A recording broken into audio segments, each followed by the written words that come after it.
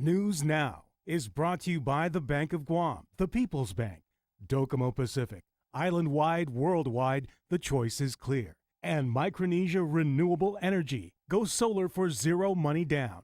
And Colgate Optic White, whiter teeth in 1 week.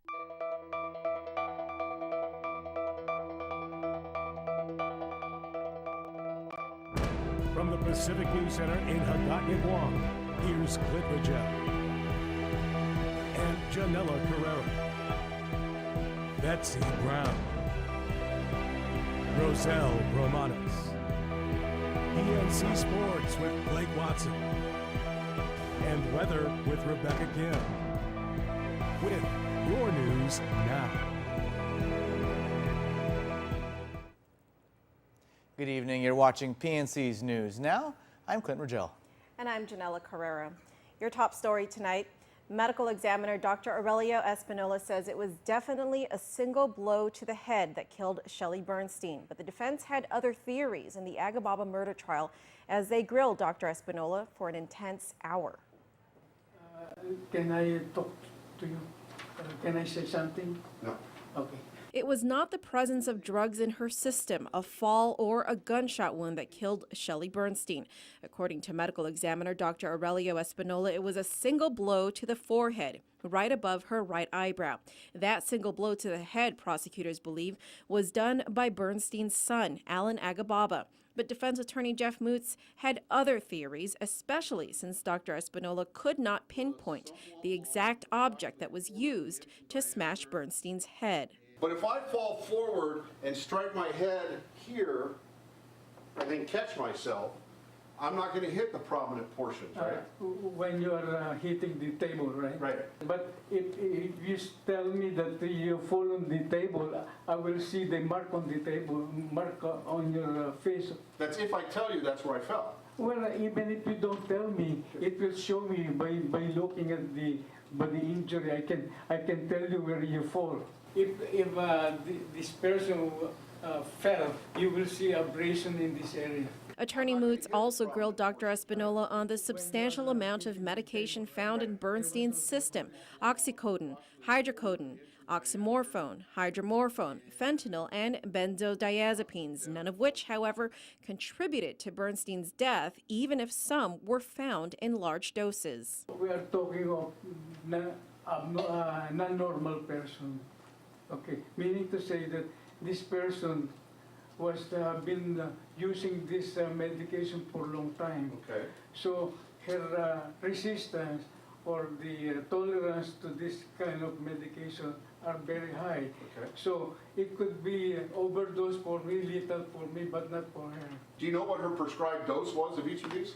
I don't know, but I read the chart that she had been taking this medication. I understand she's been taking. The trial continues on Wednesday at 10 a.m. The island is mourning the loss of James Castro. The former television and radio personality passed away on Sunday while scuba diving in Assen. Here's more. I've worked with James for many years, and he's always been one of the hardest working guys I've ever been around, hardest working managers, and just a great spirit, positive spirit for everyone that's worked with him and worked around him.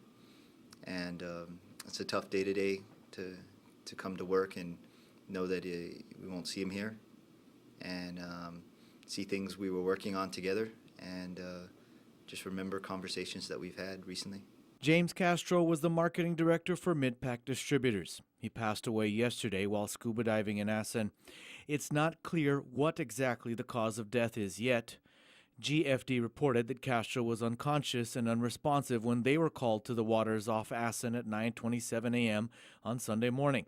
Castro had just recently become a certified scuba diver. Our entire organization is in shock. I guess it's my role to talk to everyone and keep everyone thinking about the positive side that James brought to everyone's lives, and knowing that we honor him by continuing doing good work.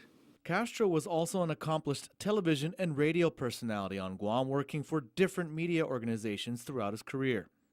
Castro leaves behind a wife and 2 kids. He has 2 boys, and one's a senior in high school and the other one's a 4-year-old. And I know he cared for them dearly and spoke to us about them all the time. They were part of everything he did, and he was a true family man, and like I said, just a hard worker and put his heart into everything that I've seen him do. Castro was 42 years old. Rosaries will be held beginning tonight at 8 p.m. at St. Jude's Parish in Sinajana and will be held at 7:30 p.m. Tuesday through Friday. All of us here at the Pacific News Center send our condolences to the family of the late James Castro. Our thoughts and prayers are with you. In other news, the legislature passed a bill appropriating money for overtime for law enforcement personnel on Friday evening. The bill that was passed was not the original measure. That was introduced by the governor, but a substitute measure. The substitute measure requires that GovGuam enter into a memorandum of understanding with GVB, essentially promising that they will reimburse a tourist attraction fund after borrowing from it to pay for overtime. The bill also expanded the payments of overtime to include 2 more agencies. Now, the bill, if signed into law, will pay for overtime for law enforcement personnel with GPD, GFD, DOC, the judiciary, and Guam Customs in quarantine. Some good news to report. You may soon see a drop in your power bill next month. The Consolidated Commission on Utilities is pushing for a drop in the fuel surcharge. And if the PUC approves it at their meeting tonight, it will mean a 10% drop in your total bill. PNC's Rosel Romanes has more. Residents are enjoying the recent drop in gas prices and now possibly a lower power bill next month. Consolidated Commission on Utilities Chair Simon Sanchez says expect to pay about 10% less. The CCU is pushing for a drop in the fuel surcharge that will go into effect once the Public Utilities Commission approves it. Sanchez says he's very confident they'll do just that tonight. The fuel portion, it makes up 65% of everyone's power bill. So we know fuel is the real headache in our power bill. Sanchez says they'll be getting rid of some of that headache for you, and you'll see the change in your November bill. Let's say you use 1,000 kilowatt hour a month, you'll be saving about $27. The CCU usually changes their rate every 6 months, so their decision to reduce costs is actually 3 months early.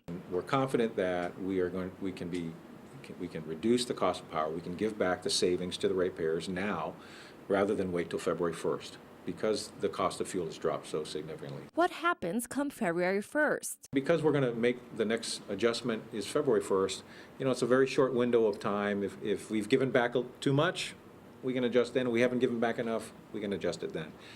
But the bottom line is this: we are confident that we can reduce the cost of power effective November 1st. The PUC will be meeting tonight. Rosel Romanes, PNC News. All right, well, stay tuned. Coming up next on News Now, DOE implements a new assessment plan. And Miss Universe contestants come by the studio. That's ahead when News Now continues in PNC after this. Hey, Happy Day. Just like Keanu Reeves in Hardball, we go into the shit. IIAAG Championship football. I got the recap, plus some volleyball. All in sports, so stay tuned. Coming up.